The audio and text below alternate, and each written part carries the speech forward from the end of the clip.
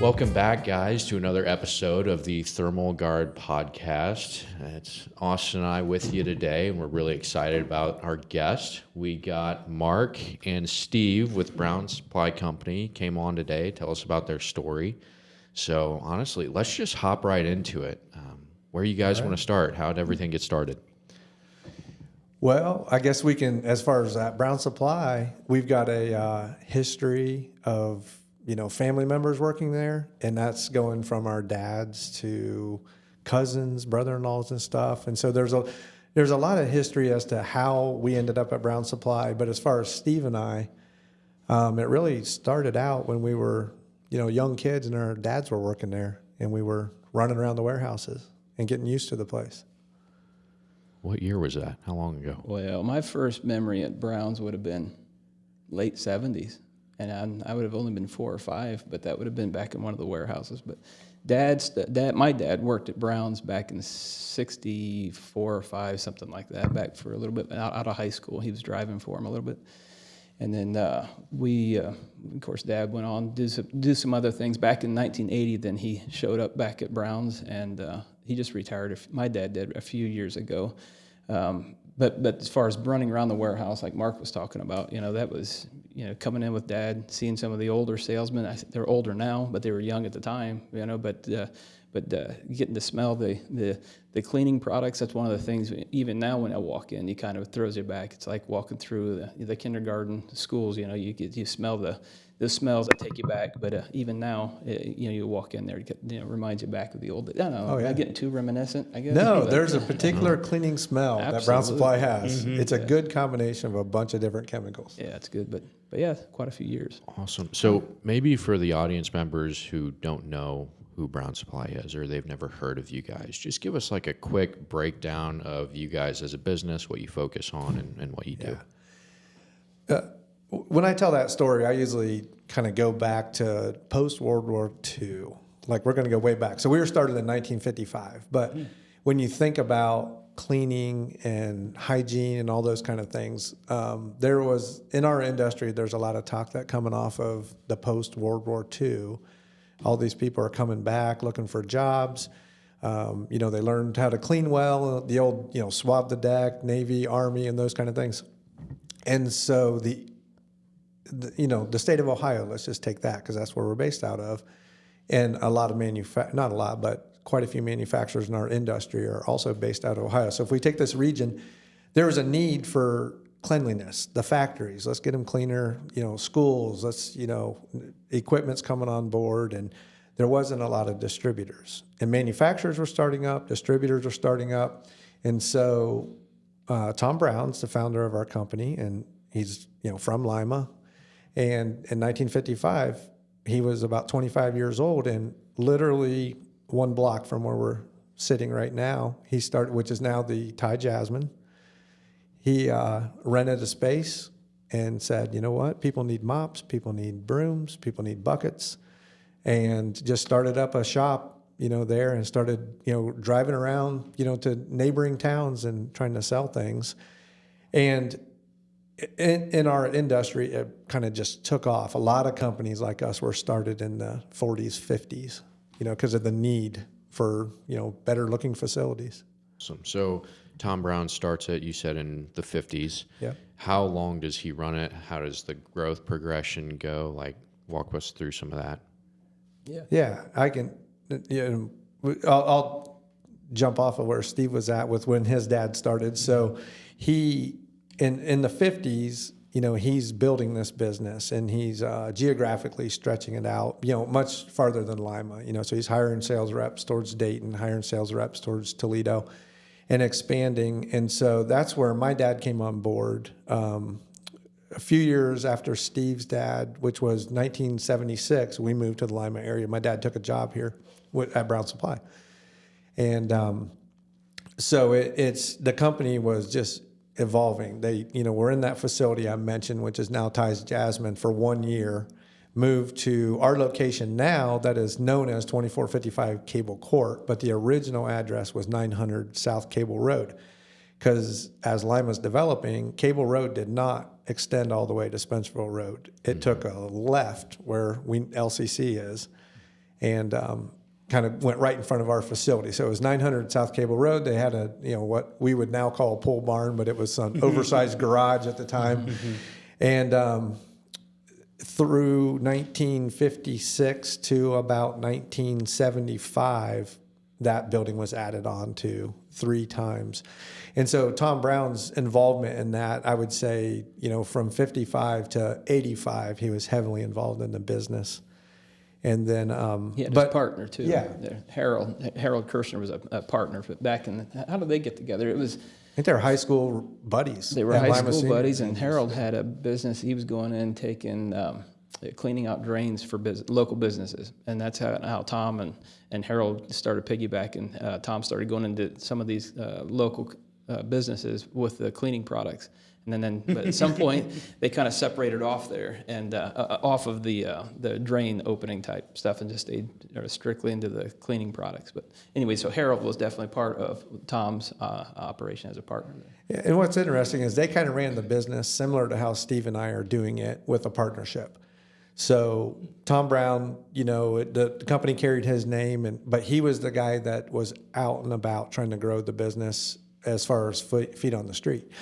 And Harold was running it from the office side. And we're actually set up very similar, Steve and I, even though we both have a background in the sales.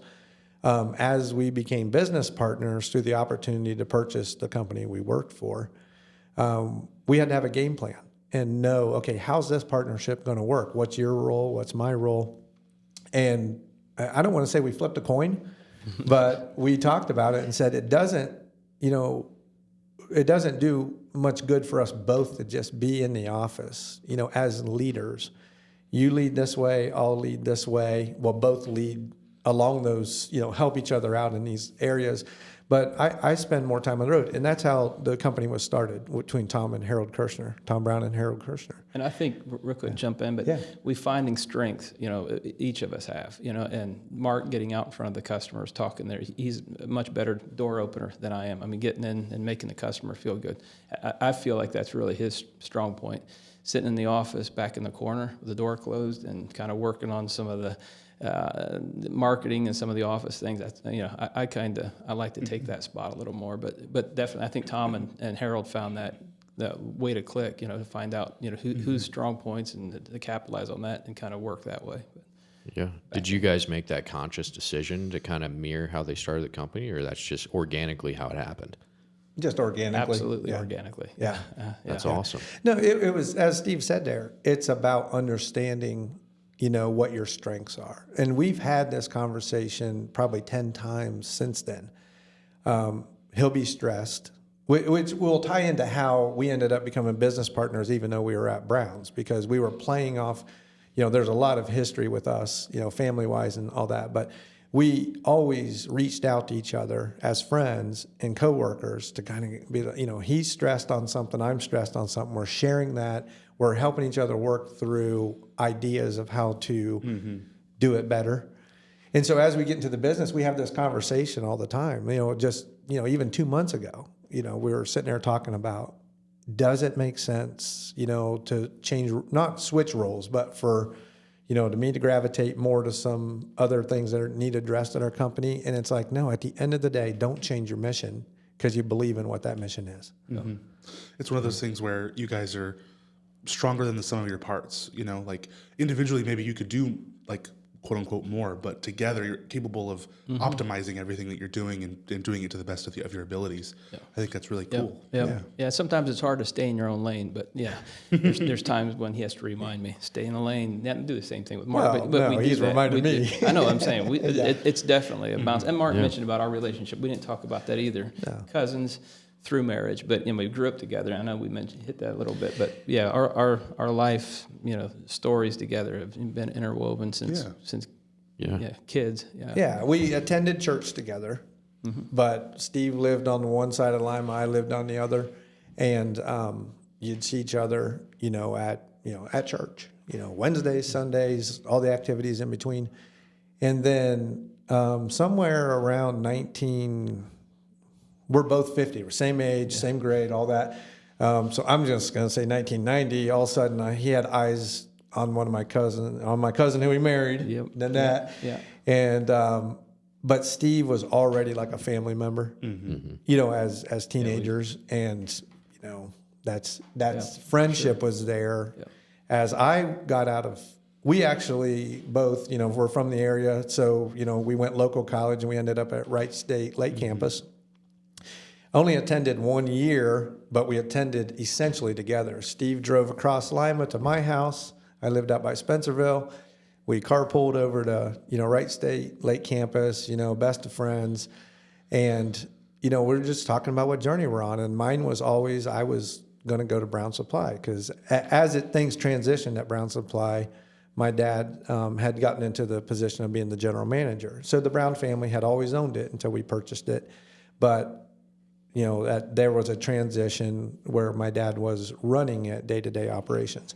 And so I wanted to do what my dad did. And Steve wanted to be involved in business, but I'll let him tell that side, and just took a different path to come back to Browns. So Yeah, my problem was I ran into a good friend who was in construction and talked me into taking the summer off. So I had a 13-year summer job working construction. So I started building new homes here in town, did that for 13 years.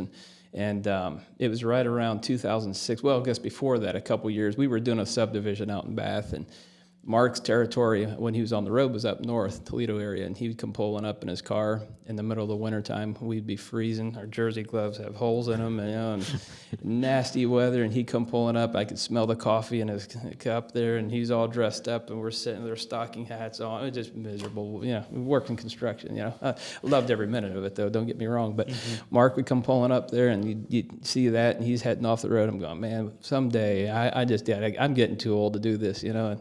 And that was in 2006, I guess, when the housing market kind of did a flip there and things started slowing down. And I had, I guess at that time, 2006 would have had, and then my wife will correct me on this, but I think it was 2, 3, all 4. I think they're all 4 born by that time. But anyways, whatever. They were, I had the kids that were home, but I was starting to feel, feel my age. Zach's 19, do the math, you know. All right, yeah, You're going to get in trouble, Steve. He was a newborn. That's right. Okay, been there before. But it was in 2006. That was when I kind of started feeling my age, you know, a little bit, and still a young guy, but you know, doing that kind of work. And I tore an ACL playing basketball, and it was wanting to save some on my body for the kids and those kind of things. And Mark's doing this, and so one day it was on a Sunday night at my dad's house. I said something to him about, man, I should talk to Tom Brown about doing some sales. You know, of course, Dad being there for all those years, and Dad was always a truck driver. He stopped out to what year would that have been? But he jumped into sales for 1 year. And my dad's personality, you thought he'd been great in sales, but he stressed too much. So he did it about a year and got back into driving. But I mentioned to him that Sunday night about getting into sales sometime. Dad right away, no, you don't want to do that. That's he started telling me all the bad stuff about it, and I say bad stuff in his perception. He didn't like that, and I go, okay, well, no, that was into the conversation. The next day, that Monday night, I get a call from Mark's dad, Paul, Uncle Paul. I guess, well, yeah, we were married at the time, Uncle Paul. He had 4 kids. Yeah, 4 kids. Okay, let's go back. I'll help you out. But Uncle Paul calls me and says, hey, says he and Tom were talking and wondered if I would be interested in taking a sales route. And I said, oh, okay, Dad must have talked to you. And he goes, no, I never talked to your dad. Again, this was the day after we had this conversation. And so I told him, I just talked to Dad about it. Anyway, so that, you talk about doors opening, and I do believe the hand of the Lord. Was that a little Thermal Gard plug there? Doors opening? I'm working on it. Absolutely. I'm working on that. Doors open, nice clean windows. But I felt like the door opened there in that opportunity, and so it made that a little bit easier. I liked the guys we were working with at the time, but jumped into sales at that time. And I didn't know this with no sales background, but what they were putting me into was cold calling, just opening up new territory down in Xenia. So awesome. Kind of busted my knuckles, down there working that way. But met some good people and did that for a couple years. And anyway, just things were going.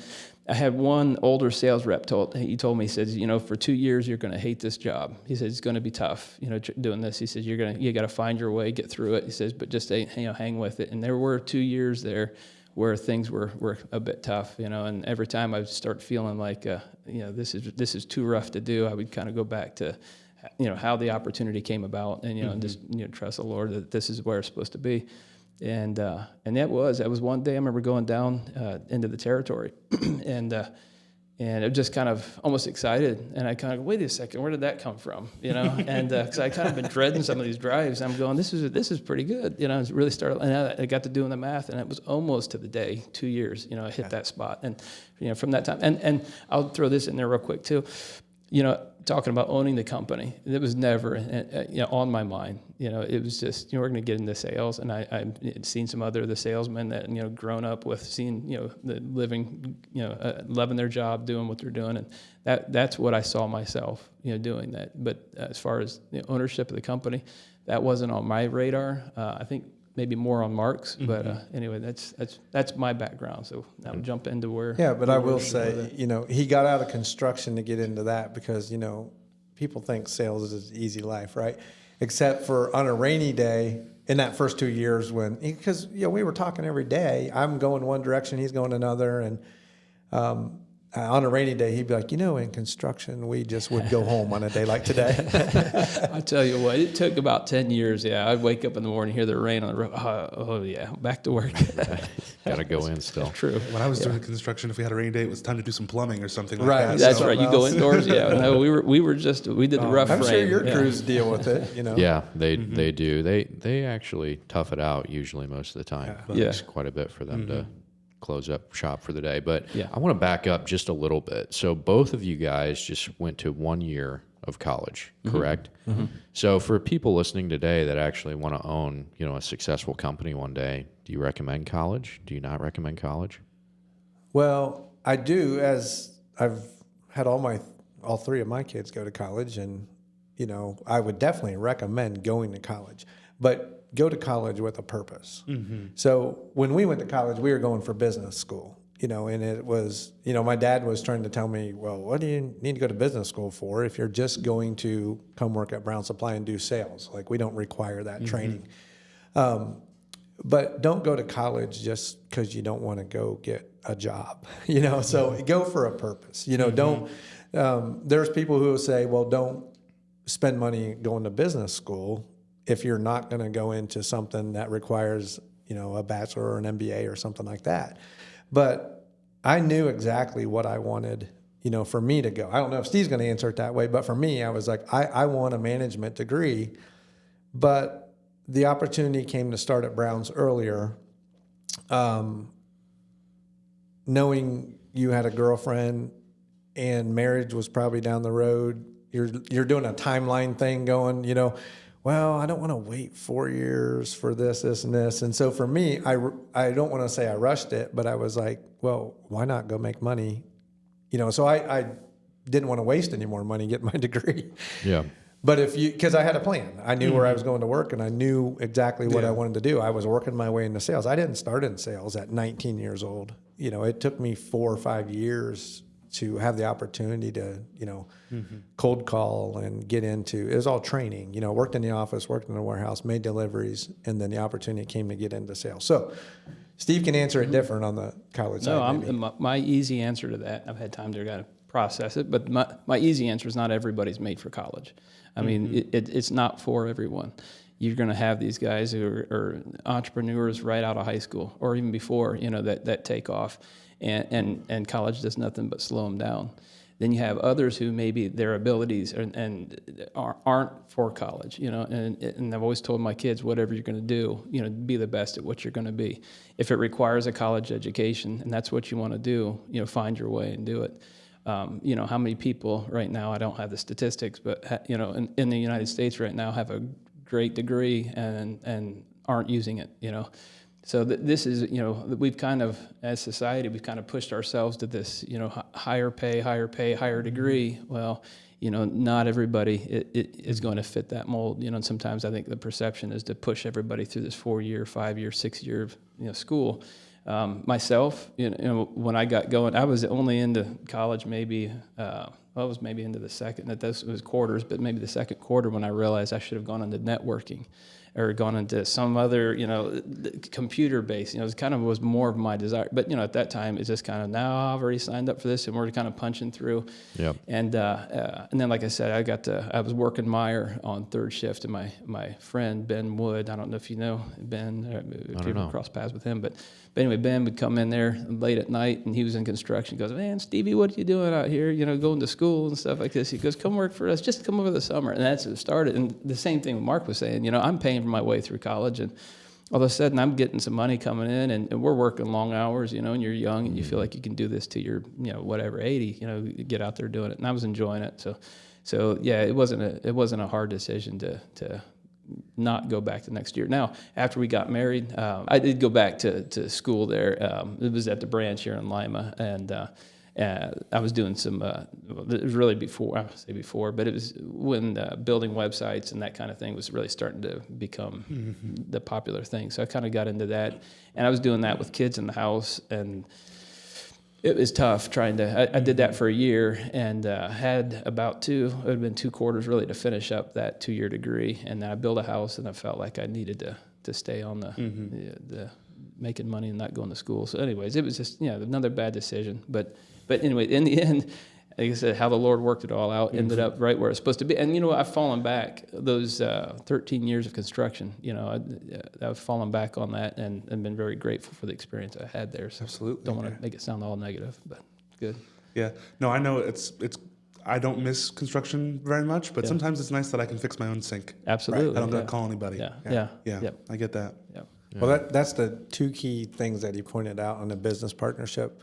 Have one half of the partnership that can do construction and do IT, and he happens to cover both sides of it. Yeah, extremely important thing. Those are a couple really good skills. Yeah. Yeah, just the problem is it's not the best. So I just enough to dabble into it. Jack of all trades, right? Master of none. That's right, exactly right. Enough to be dangerous. You're just enough. So let's get back to the story. Take us back to, both of you now are kind of working in sales at Brown Supply. Mark, maybe you have some aspirations of owning the company. Kind of take us through the early 2000s.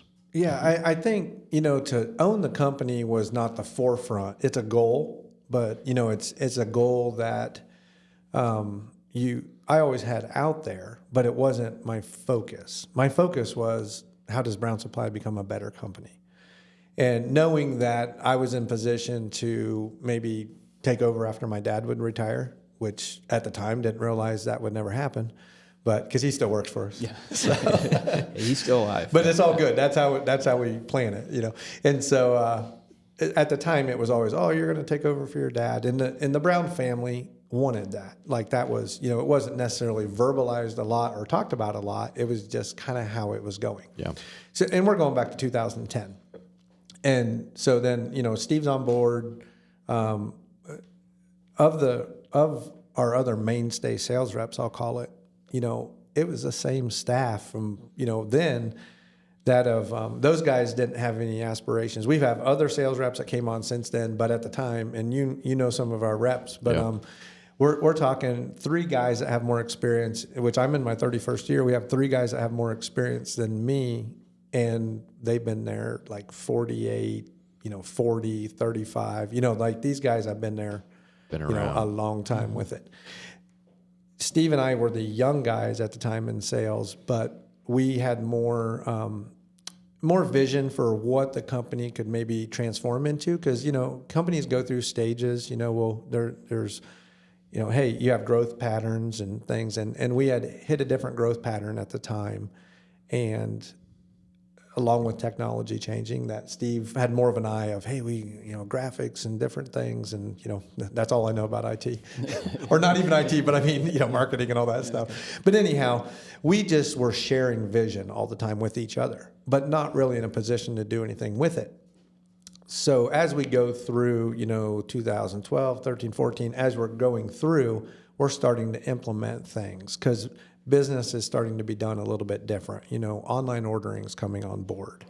How your sales reps process orders. They don't write them down on a carbon paper and bring them in and turn them in like they did in the 80s or early 90s. We're going into the computer era, but now it's, on time, inventory.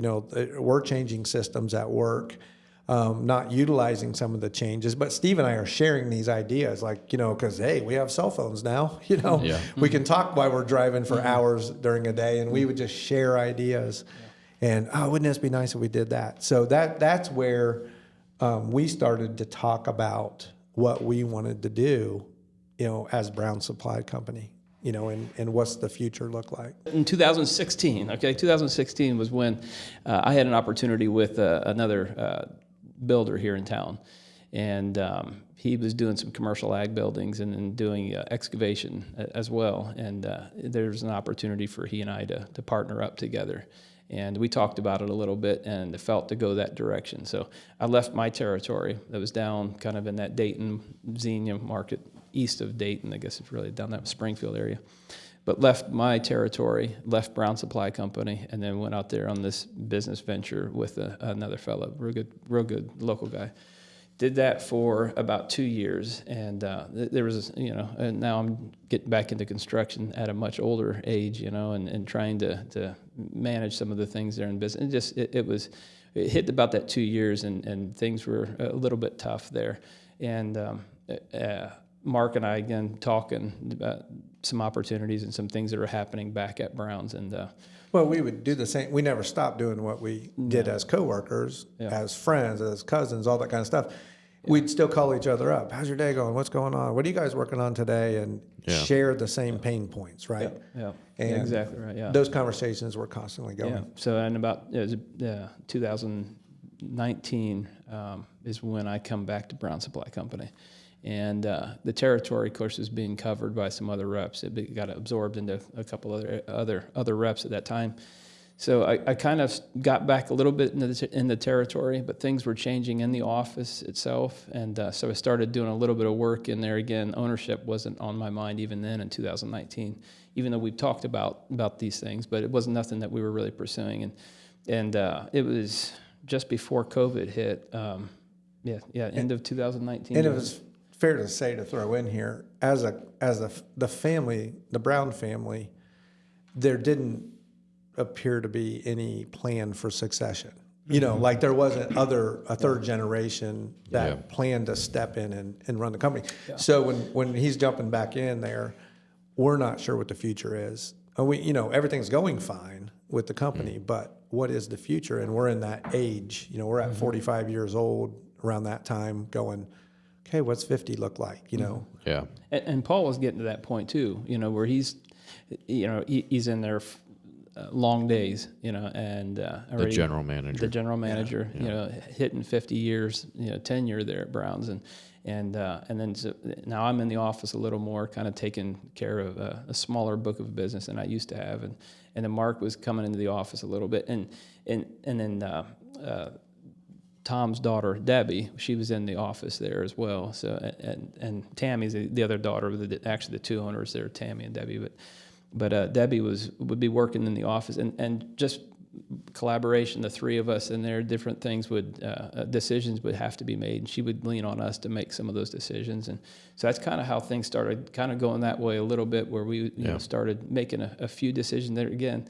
Now I keep saying, my aspirations or thoughts of actually ownership, it was beginning to become more of a, well, maybe this is something. Mark would always talk about it, and so I'm saying my vision wasn't, I think Mark, you always kind of thought at some point, whether it's at Brown's or someplace, I think ownership at some.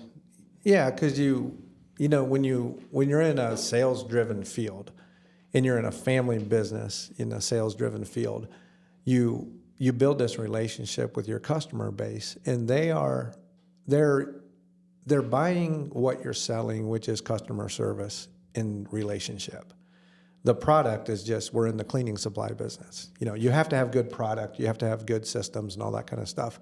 But your relationship with the customer is, it becomes a personal relationship a lot. At that point, I'm 20 years into, some of these customers are friends that I'm, seeing on the weekend or texting, how you doing, what's going on with your kids. You're building a tight relationship. And so when you have visions of ownership, like Steve's talking about, a lot of times it's because maybe there's some things you want to do different with the company, but you don't have the freedom to do that. And it's not that the people who are running it, which it was my dad or the people that owned it, it's not that, they're just in a different time of life. They want to maybe operate the company a little bit different than, somebody that's a generation below them thinks that you should operate it.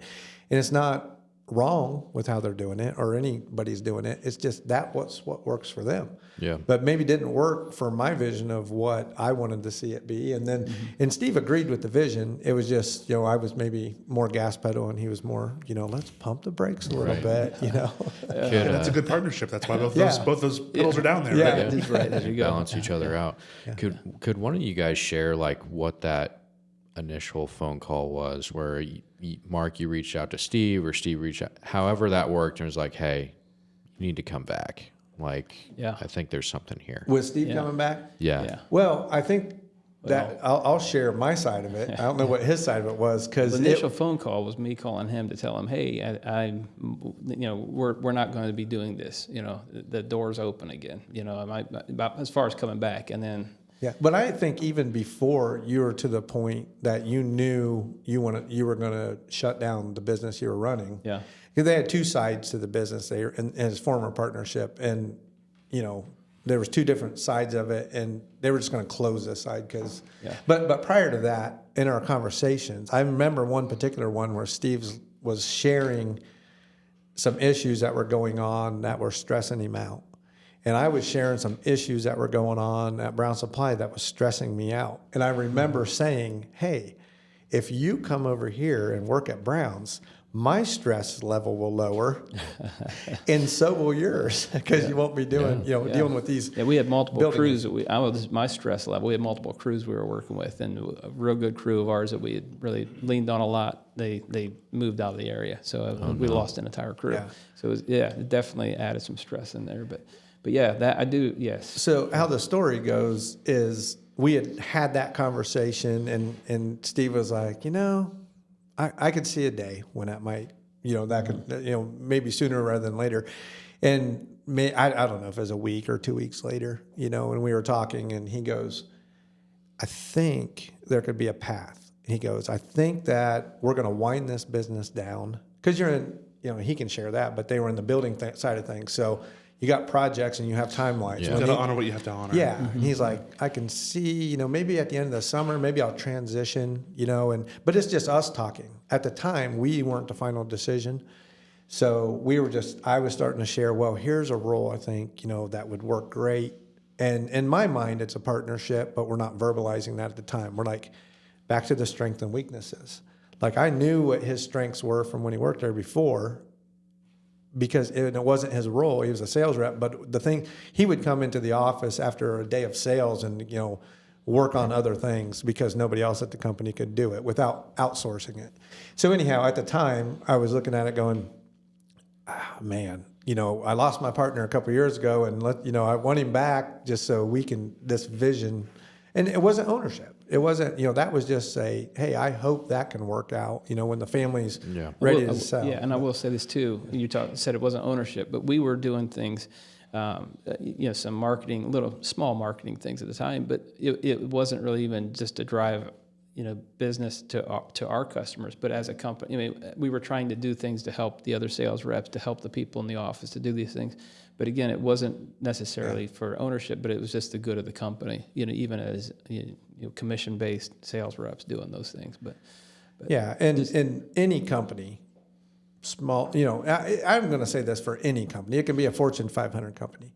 But any company, if you have staff that cares about the overall operation of the company and not just their section, those are employees that, they have the company's best interests in mind, and those are the employees you're going to see move right through the company. And ownership opportunities are not very easily, they're hard to come by. Mm-hmm. And we were fortunate that it worked out with this one, but we went through times, there was never a threat that we would go start another company, but we knew what it would take to start another company, and we knew we could do it, but we wouldn't do that to the Brown family. Mm-hmm. So that we went through all kinds of, and a lot of that's more going back to 2016. For Steve to pursue an opportunity, it was because maybe there was, maybe some resistance and some growth, opportunities that we wanted to pursue. And there was, so it made it like, hey, I'll go this way. I'll look at this opportunity. And it's, again, getting back to looking at how things played out, where we got when I came back in 2019, we never would have gotten there, or I wouldn't have gotten there had I been, entrenched in this territory down south. I think that we kind of had a little bit of I don't want to say a rut, but we were kind of moving down this way. This is my territory. It was starting to grow. It's hard to, replace a rep. But me stepping away in 2016 to that 2019, it kind of opened that opportunity a little more to not just put me back out in the field, but to be in the office and to kind of some of the things that Mark's been talking about here just now, kind of start implementing a few of those things, what we could do to help the company, from a little bit of a different direction, Awesome. Your old window cleaner is trash. Ditch it and get Dudley on duty. It's what the pros use. All right, so now 2019, Steve, you're back. COVID hits, and we can't have you guys on as a cleaning business and a cleaning company and not talk about COVID, like the Super Bowl of your guys' industry. So just kind of walk us through. Which we didn't know leading into right, it, right? No. Kind of walk us through COVID hitting the scene and you guys as a business, and then you guys as innovators, like what happened? Yeah, and I'm going to back up just a little bit because there were some key things that happened with our company. We had a location in Columbus. We had a brick and mortar, and it was something that was consuming time. We had good business down there, but there was a management. We had to deal with some management issues, and so in the fall of 2019, we made a decision to close that building and sell it, and bring the operations side of it back to Lima, but kept the sales side. We had some multiple sales reps in that market, made deliveries out of Lima, and so that was something that we had to propose to ownership. So it actually became the transition of us really making decisions there. So you got a head start on it that way. Yeah, and so we laid out a game plan. When Steve came back in 2019, early in 2019, he came back in a management role, and I had moved into a management role even though I was doing full-time sales. I just, was like, hey, 20%, 30% of my time will go into management and business decisions. I was, becoming a representative to our manufacturers, so I'd go to vendor shows and different things. And so I was very familiar with the industry outside of the Ohio area with networking, and then Steve moved right in, alongside me in those areas. And we made that, decision together with the ownership said, hey, if you feel that's right, let's do it. And we had really gotten to literally, our through the end of February, the numbers started to show up, and we're like, best decision we've made. Internally, when we're looking at P&Ls and things like that, we're going, that was a really good decision. It worked how we wanted it to. And everybody knows what happened in March of 2020. And we're at the end of February having this discussion about everything's in line exactly how we want it for where we need to be in the next 2 years. And in 30 days, everything changed. And initially, we didn't know what it was going to do in our industry. Nobody knew. No. Yeah, we do a fair amount of restaurant business, and that was one of the big concerns. We have a couple techs that work primarily with the restaurants, and seeing the way COVID was going, that was the biggest thing. It's like, will this ever bounce back? Is this, when they started closing up the restaurants and where's our business, as a whole going to go? We weren't looking at it as a possible boon, with, as long as you had products to sell, we weren't really looking that way, but we were looking at the, long term, what's going to happen with the customers at these places that are going to be not bringing in any money? Are they going to be closing down? What's the long term for us going to be? Yeah, in school systems, everybody went home. Yeah. There's, no kids in the classrooms, and we, do a good portion, one of our biggest segments would be K through 12 schools, as far as our market segments, and now they're not there. Yeah. Along with restaurants. Yeah, there was a lot of concern. I mean, it was not a fun time. No. Yeah. at all. Gotcha. Even in a business where you're getting the phones are ringing off the hook, and then that became the other part of it. And you guys all know how the supply chain worked out. We had to dance around that. Paul always, that's kind of the role. I guess backing up a little bit too. When I came in the office, Paul started really just focusing on purchasing. He was doing just his, I would say, pretty much around the clock when he was at the office was doing the purchasing. And then when COVID hit, we had to get very creative on where we were getting our products, and that became a pretty big task there for Paul. Yeah. So initially, I'm going to go to March 12th or 13th, I think. March 18th was 16th or 18th. One of those days was shutdown day in 2020. Yeah. And all that, it took a couple weeks of shutdown for everybody to adjust to it, because initial shutdown wasn't quarantine. Initial shutdown It was you get 2 weeks off school. Everybody have a good one. It was the restaurants. Yeah. Everybody's like, you're not allowed to go to restaurants and eat, And because I specifically remember the night, it was like 8:00 on a Sunday night. They're like, restaurants won't be open tomorrow, And then everybody figured out how to get around that to, hey, we'll have carry out, we'll have this. But there was a time, let's say end of March, where, most of our staff was quarantined, phone wasn't ringing. And then the next week, that was like 1 week where it's like, what's the new future here? Because everybody thought it was a 2-week deal. So the last 2 weeks of March, it was like, who cares about people being at work? Nothing's going on. Everybody's closed. Get through these 2 weeks and it's going to be okay. Well, then things changed, right? So as we got into February, now our phones started ringing off the hook, because anybody that wanted disinfectant, we'd have people call up and go, normal customers who would, maybe order 5 cases of XYZ product a month. Yeah. They'd be like, how much do you have in stock? Like, well, we got 40 cases. I'll take all of them. Like, wait, you can't have all of them. Yeah. That started happening. Now you're getting calls from across the country as supplies running out, because the manufacturing plants closed down at the end of March too. Yeah. They didn't make product. And now we became brokers, because now we're trying to buy everything we can across the country for inventory reasons. And we made the decision in-house to take care of our existing customers at that time, Before anyone else. Exactly right. Yeah, because like Mark was saying, we were getting calls from quite a few places. I mean, there were places that, we tried to for years, for whatever reason, to get into, even in our territory, that were calling, places you would have loved to have the business. But we had to make that decision to, as much as you'd like to get into there, we had to take care of our customers first. As long as if we had a good supply on things at the time, we would help somebody out. But when things become very limited, we had to really protect our customers' best interest. Yeah. And then that just snowballed from there. Then it became, if you're familiar with the cleaning supply industry, you're familiar with the electrostatic spraying methods that became popular, and something we sold for $350. Let me just jump into, I want to talk about that just for a second. There was an electrostatic spray gun, right? And I had, this is just before COVID, and we had 3 of these out here. We were trying to, had 3 that had some parts that were missing on it, weren't working right. I consolidated those 3 to make one good unit, put it back into stock. This was before all this COVID stuff, but it's sitting on my desk, 3 of them essentially. And our cost, like you were saying, is about $350 at the time.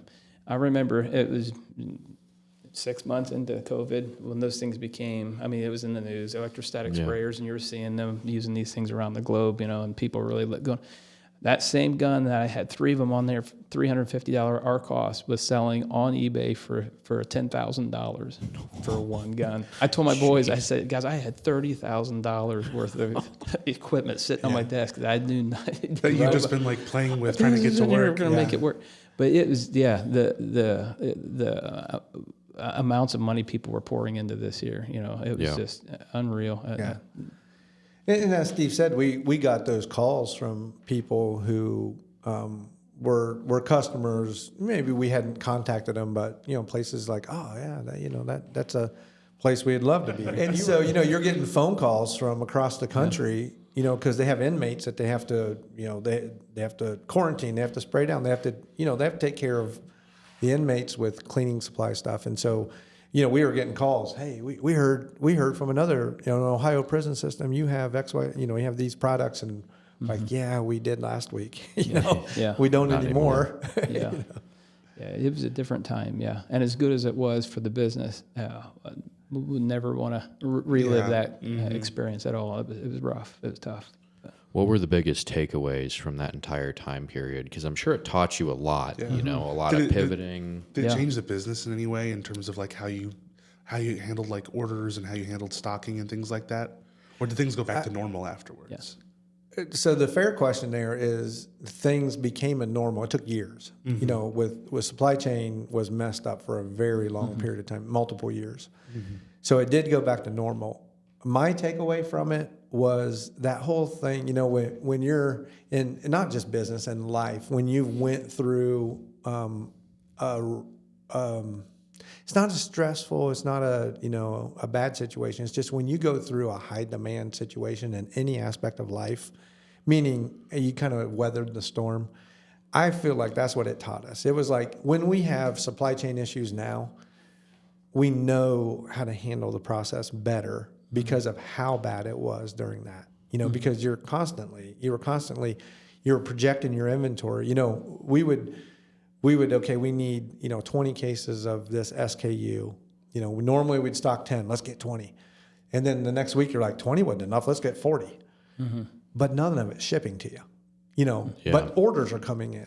So your inventory we're talking specific to COVID items.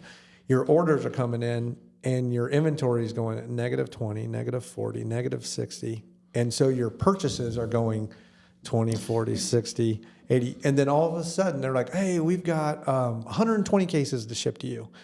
And it would come rushing in, and you're like, okay, we've got 110 orders. And then So go right back out. To go back, you're back to nothing, no inventory. So in other words, that was great. It created revenue, but your operations and supply chain, it taught us a lot on how to handle some inventory issues. Yeah, adaptation was a big one. I mean, we had to adapt to the situation. I mean, it was for sure, like Mark was saying, it was changing all the time. You one day you would have stock product in there, and you'd look again, and it'd be gone, wiped out. But you'd had to adapt to that, move customers around. People weren't so, before, I have to have this specific brand, or has to be this here. That all went out the window. It's like, people were willing to take what you had. And I will say this too, customers, it felt like during that time, everybody understood the situation, and didn't have, even when you had to tell somebody we're out of it, didn't have anybody that would get too upset with it. It's like everybody understood the situation. Right. And it seemed like everybody through that process, our customers, everybody, it seemed like it was much more mellow. It's like it felt like everybody understood each other a little better, maybe through the time. It creates a sense of community. Like we're all trying to get through this together. We're all doing the best we can. Like we know you guys are just doing everything you possibly can. That was exactly right.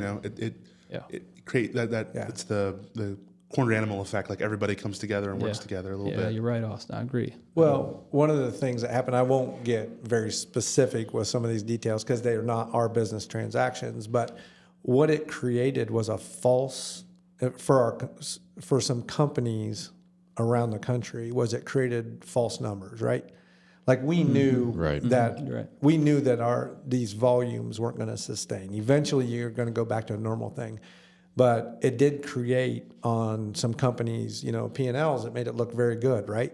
So private investors came into our industry across the country and started going, whoa, cleaning supply distribution is a lucrative business. And we're going, maybe for this month. But anyhow, there was a lot of acquisitions done from, it had already started a little bit, but 2020 through 2024, let's say, a tremendous amount of acquisitions. So that changed our industry changed in the last 4 years significantly with how things are, not how you operate, but what the playing field looks like out there. And so what it did teach us was, hey, just stay the course, and just, again, going back to believe in your mission, and just things are going to come back to normal, Don't get all jittery and, go, don't have 3 extra warehouses full of stuff you're going to sit on, and don't also, chase things that aren't going to sustain. Yeah. Yeah. So, COVID hits, you guys are both kind of in some management positions.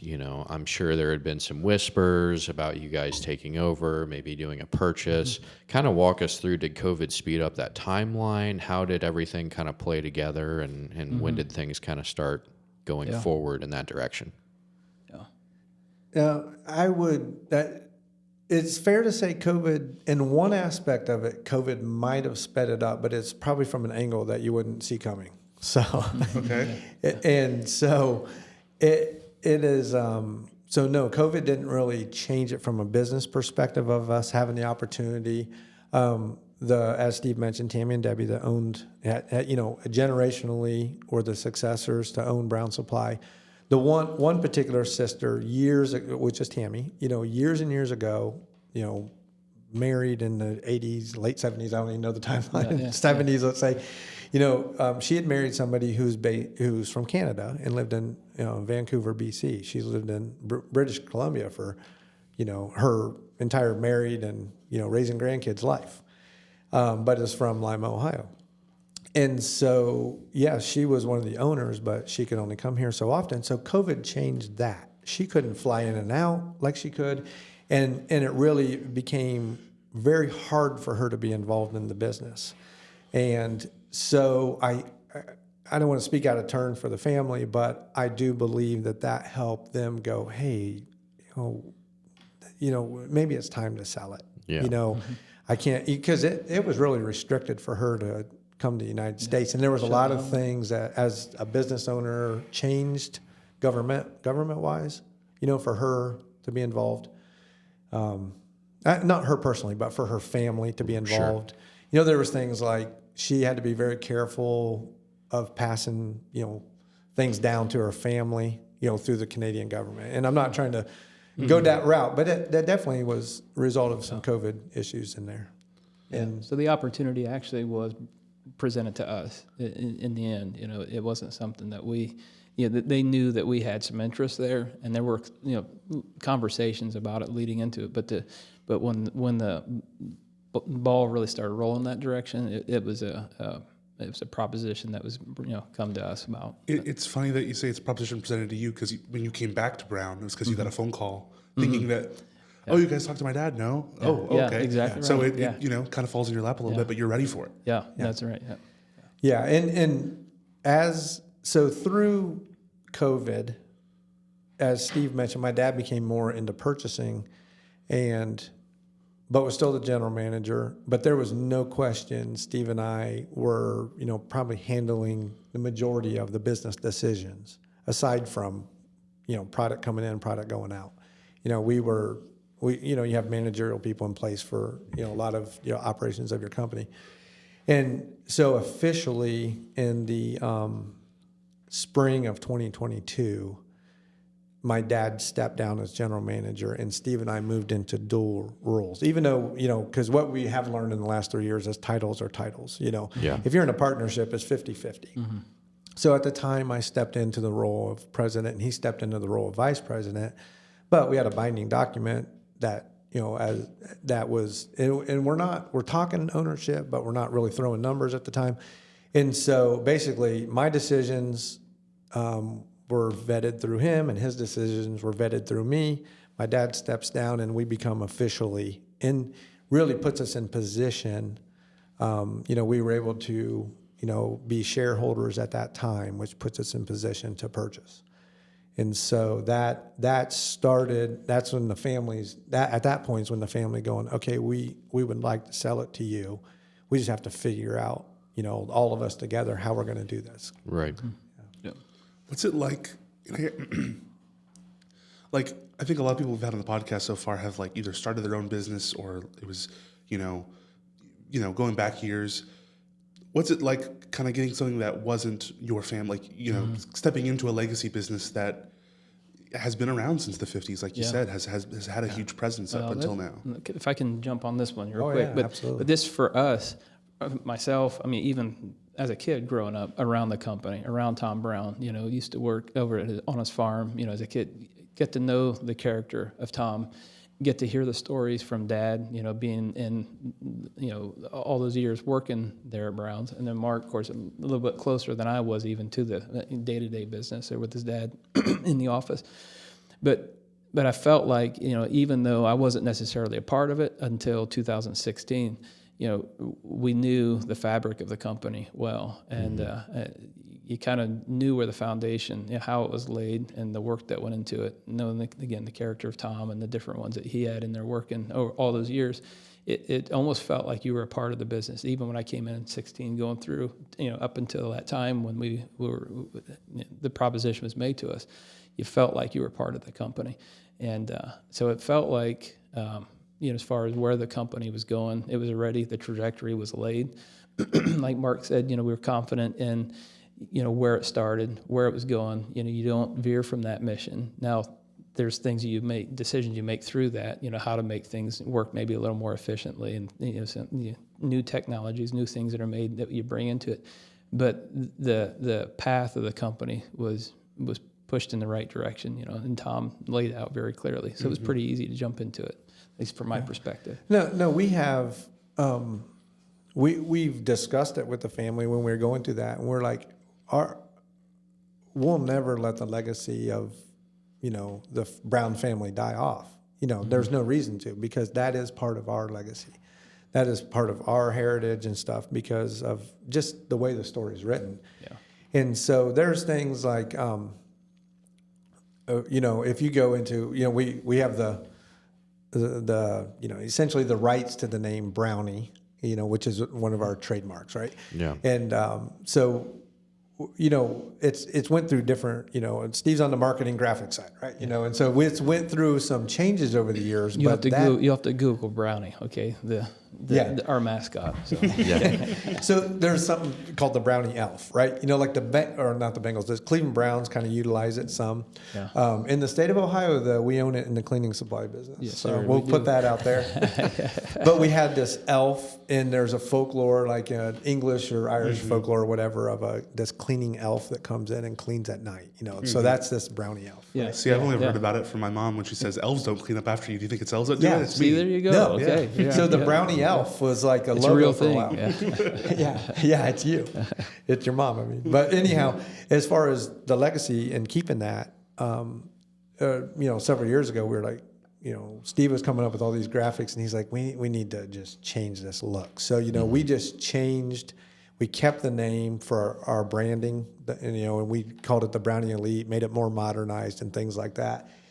Because that is, that's what this company, when we find a pail we'll go be at a customer, and then you pick the town, around here. It could be in Lima, or it could be a surrounding town. And, in some customers' back, storage closet, there'll be a pail of ours with that logo from 1972. Yeah. We're like, whoa, look at that, And we love that. That's going to live on. Yeah. Yeah.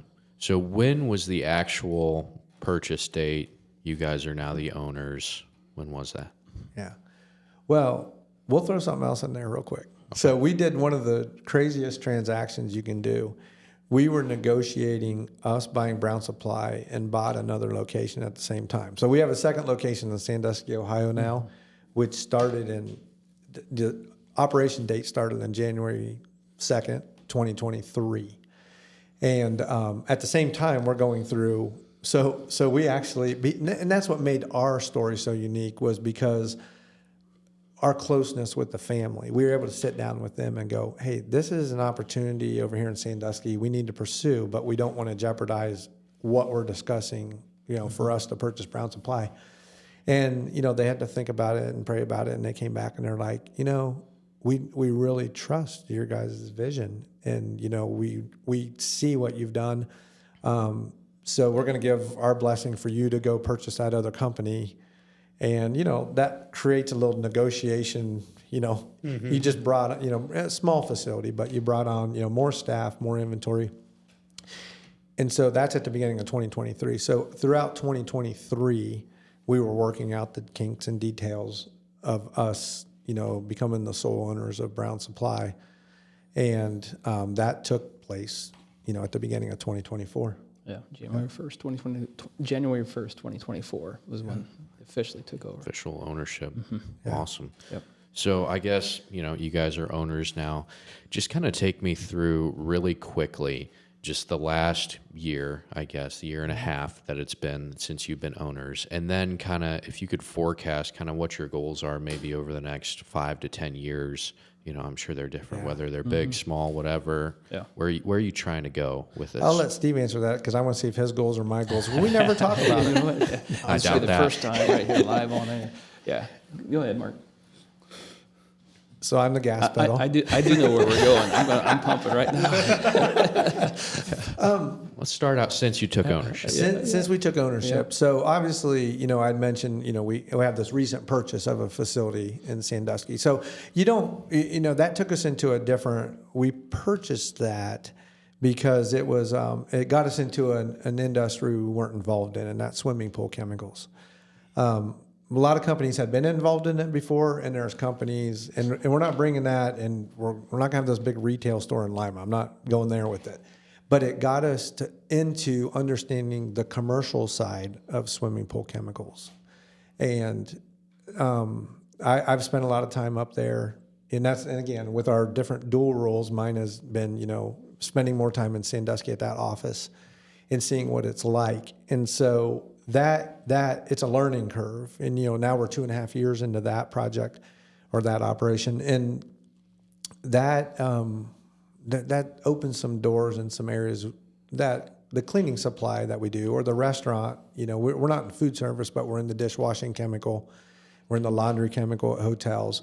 And so swimming pool is an add-on into that industry. So if you look at what you would service at, let's say, a hotel who has a swimming pool, who has a kitchen, who has a laundry machine, and has housekeeping, we're trying to become that full service all the way around. So that creates a goal of going, where can we take that outside of? It's really strong in Sandusky because you have places like Cedar Point and Great Wolf Lodge and Kalahari, and it's a vacation, it's a getaway for the people of this area. So there's a lot of condos with swimming pools. There's a lot of hotels. That's why that operation is so strong in Sandusky. We have goals, and I can't state what those goals are because they're not a definite goal. Mm-hmm. But you can look at something and go, that makes up 5% of our overall business, swimming pool chemicals, which means the amount you can grow that aspect of that business. And it's all centrally located, within roughly 45 minutes of downtown Sandusky, which covers the islands, Put-in Bay, and all that. And you look at that and go, so 5% of our business is only being done in that area, and yet all that opportunities in our geographical footprint, elsewhere. So that's kind of a roundabout goal of knowing. It's almost like knowing you have this arsenal that you can go focus on, but we're pretty busy with some other things right now. So it's like we have not really pushed like our Columbus market, Dayton, Toledo, Lima, for instance. We've not pushed the swimming pool chemicals side, but we understand the profitability of it and what we can do with it. So that's one of our goals. Yeah, for sure. And then the flip side to that too, the place up in Sandusky, they were strong, obviously, in the pool chemicals. So we're growing that area now, bringing what we have to offer here in Lima. And they did some of the janitorial supplies as well there, but we kind of, some of the places that they're in, starting to grow that territory, the other way too. So, but yeah. It's been good. Yeah, and so when you talk about the goals, you're always looking from a business standpoint. You're always looking at what's your cost of doing business, right? And so we look at where our industry kind of goes through waves. It'll be in its opportunities. So because of our geographical footprint, which Sandusky gets us into Cleveland. We've been in Columbus, we're Dayton, Toledo, and so, you're stretched between Dayton and Cincinnati. So any given time, there can be a pocket that seems to draw you more than other times. Sure. And so, as we go through those pockets, you start looking at your cost of, man, that's a couple hours away. What does it take to, in other words, if you drive and you service a customer that's 2 hours away, you try to fill that gap. You're servicing everybody that you can between here and 2 hours. Now, 20 minutes on the other side of your farthest away customer, you have an opportunity. So what do? Yeah. So goal-wise, you always are looking at your territory and going, okay, if things go good and we have growth, and I won't name any area, I'm just saying anywhere in your outlying areas, and you see growth and it continues over a multiple period of several years, you start to go, do we need to have a facility closer? We don't write that down and go, our goal is we've got to open up here. Right. But you're always thinking of it as a business owner because of what it costs you to go deliver that far away. And so it's just about whether or not, and you focus When does it become worthwhile? Right. You focus on developing it. Sure. But you don't put a timeline on it. Yeah. We don't put a timeline on it. Maybe some people do. Yeah. But there's definitely a focus or definitely a plan out there where we want to be. But to fill in those details right now, not knowing who's going to hear this, we got to kind of keep it a little bit under our sleeve. You know what we're saying? Totally understand. Yeah. I think it's interesting listening to you guys. Like, you're very patient. Like, it would be very easy to, like, going back to COVID, like, oh man, we have all this money coming in right now. We should expand. We should do everything. Yeah. But no, you said it's going to go back to normal. We want to make sure we're ready for when it goes back to normal. Yeah. Make the most of this, but be ready. And then with this pool acquisition, it'd be very easy to go, okay, we've got this new asset. Let's push it everywhere. Yeah. But you guys don't spread yourselves too thin. Yeah. You make sure it's as developed as it can be in that area before you move on to something else. Yeah. And I think that's really interesting perspective to take on it. Because I think a lot of people just expand, but you guys are being very deliberate with what you're doing. Austin, that might have to do with 50-year-old guys too. My dad did tell, when we go back to 2016 when we're talking, and 17, 18, those years, I pushed on he was my boss, right? Mm-hmm. But I'm carrying vision, here's what we can do. It's not his company. He has a stake in it, a small stake, which he's maintained, through our ownership, and he loves that company as much as we love that company, because he's going to be 50 years next year. 2026, he'll have been there 50 years. It's a big deal. He could come, he still comes in every day. He part-time, still does the purchasing, aspects of it. And, but I'm pushing on him, he's my dad, and I'm going, come on, let's do this. Let's try this, let's try that. And so at the time and now he would go, that's not my vision. I'm getting tired, And so we have a very small window of not getting tired. But one of the things we haven't mentioned in this podcast is I started at Brown Supply at 19, and we've had, I have 2 boys and Steve has 3 boys, and they've all worked there in some aspect. But Steve has a son, Zach, who started at 17 full time. He had just graduated, and I'll let him brag on this. No. Well, I could do that for a while, but we're running out of time here. But yeah, he started at 17 there, and what we talked about college and things. He went and did he associates in business and enjoyed that. Came out, was working for us. Did a little internship through us at the time, and got out of school, and I've always kind of wanted the boys to be part. I think Mark too at some point, but you don't want to pigeonhole them and make them. And I want to always give them the opportunity. You got to go out and find out what you want to do, and and I don't want anybody to come back 20 years later and feel like Dad wrestled them in this spot. But anyway, he sat down and told me that he would consider doing some sales and would like to try to get into it, and I didn't have any apprehensions at all. I felt like this is good. He's asking the right questions and saying the right things.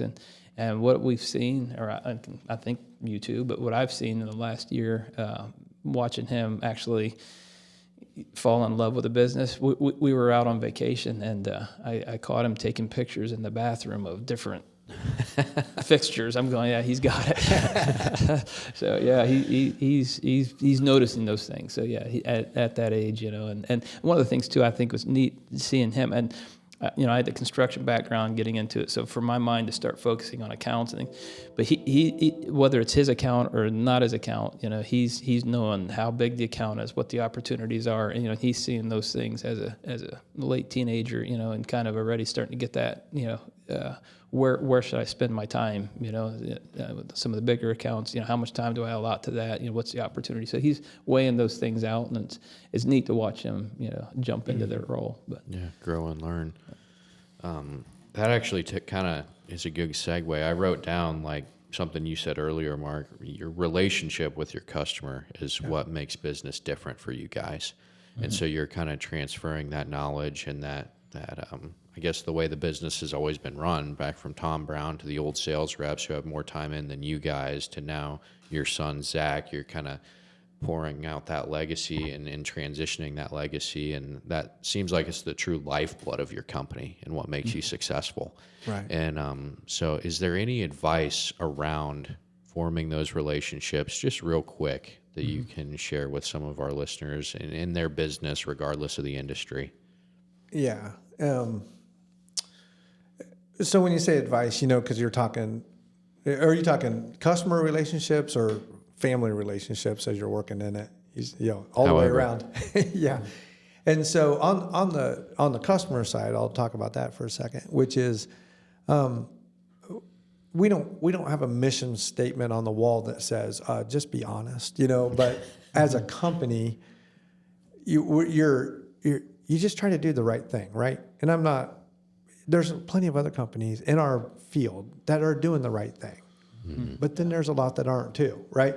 And so our standard is customer first, and if we've got, and so that builds a relationship with people, right? When you first are out there, you're not friends, you're just another person trying to sell them something they already have, right? And then they get to know you, and you have conversations, and then you learn about their life. And Steve will, I'm sure, second this. There are a lot of times I get phone calls from customers now who are close to my age, and they actually will call up just a vent. It has nothing to do with our products or anything going on, and they'll just call up and be like, "Oh, Steve, how's your day?" Or Mark, how's your day? And I'm like, "Yeah, it's good. How's your day?" "Oh man, you would not believe what's going on here." Yeah. They're trusting us to vent, right? That's a relationship that, you have with your closest friends that probably live around you, and you hang out on the weekends and nights and stuff like that. These are customers calling up in the daytime who need to they're upset about something that happened at work, and they're calling their sales rep, to tell them about their bad day. You can't say they're customers for life because things change in any industry, but that builds a trust. And they don't just trust you with, if you tell them this is the right glass cleaner to use, they're going to go, if you tell me that's the right glass cleaner, okay, send it over. Just be fair, Yeah. It's not that easy, but, you get to that point with some of them. Yeah. And so on the family side of it, I would say that's the biggest thing as well, which is you can trust your family member, but now you're working with them. And so now your trust is, will they do the job how you want it done? This is more of a father-son, father-daughter type situation where, and Steve can speak on that because my kids have only been part-time helpers as they're in college. So. Well, I will say this in Zach's defense. If anybody's going to get dumped on, it's going to be him. If we need something run, hey, Zach, what you got doing? We know you're going that way. Can you go this way first? But he's been very good at working with us. But like Mark was talking about relationships with their customers, you were talking about building that relationship. But going back to those customers when I started in 2006, opening up new territory, and still back from those times, Christmas morning, I'll wake up early in the morning and I'll be getting texts from they're retired many years, but those are the relationships that were made back in 20 years ago. And but you have that, and that's what you build off. And that's one of the things for us, as a local company here in Ohio, you build those relationships. And Mark talked about the trust factor. They trust you, we trust them. It becomes an enjoyable business to work. It's not short of its heartaches at times, but for the most part, we really enjoy our customers. As far as the family goes, the more interaction with the family that we can have. We have our open house every summer. They all jump in, roll their sleeves up, spend the day helping set up, tear down, clean. And I think our customers walking in when they see that see our family around there and knowing that, we like to have them a part of it as much as they want to be. It kind of builds that, getting back to what you said, Austin, a community, feel. That was back in COVID times, but I think we can pull that up into 2025 as well. But. Awesome. Well, I think we should just head into our quick fire segment. So this is the part of the show where we just quick fire questions at you. Oh, okay. Yeah, you just And answer. tell me about this. I didn't know about it. Yeah, so you just answer as quick as possible. They're not hard questions. All Okay, right. got a So buzzer? first one.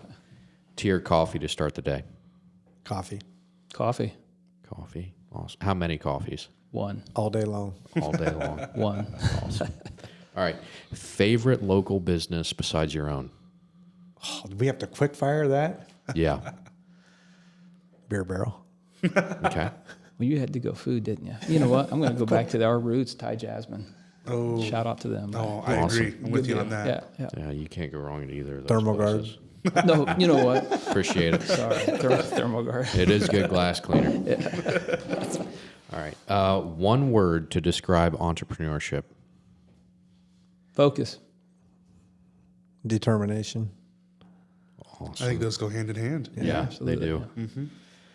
yeah. Biggest business myth. Something that everybody thinks That- it's Get true. rich it's quick. not. Yeah. Well, mine would be. This isn't a quick answer, but it's. You're the first, not physically the first one there. You put in more hours than the other people. I mean, it's not. It's just the way it is because you're running the business. So that's not a myth. The biggest myth. The myth is that you're not putting in as many hours. go. Yeah. The myth is that Yeah. is that a business owner, they just come and go as they Yeah. please. They're out the lake. They're- Yeah. You're never done with the work. Even if if you leave early, you're probably at home at between 8 and midnight, making up for it. Yeah. Awesome. How well can you edit that, Austin? Oh, that's good. Use all that. All right. Well, so I guess sort of the last question is, do you each have a favorite quote or something you hold that's motivated you throughout the years or something you love? Mine going back to 2006, like we talked about earlier, and the door opening here coming, but it's there in Psalms 35:7. It's commit thy ways, and trust in Him. He's going to direct your path. But that would be what I lean on. But Wow, I guess I should have went with something from David in the Psalms, but I went with Franklin D. Roosevelt, which is the only thing to fear is fear itself. That's awesome. that's true, though. Yeah, that's good. That's awesome. Absolutely. Very good. Anything else you guys want to throw out before we wrap it up? Appreciate you having us here. Absolutely. And Yeah. That's we're glad to be part of it and glad to be part of the Lima community. Yeah. I Pleasure will. I will is have to say too. Dudley on duty.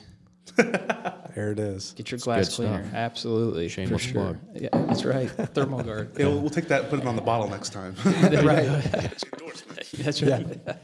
Yeah, good. I appreciate you Anything else guys. from you, Austin? Just to thank iHeart Studio for having us in here today. Yeah. Yeah. Absolutely. All right. Well, we're going to wrap it up for today, guys. Thank you for tuning in, and we'll see you in the next one. See ya. Thanks, guys.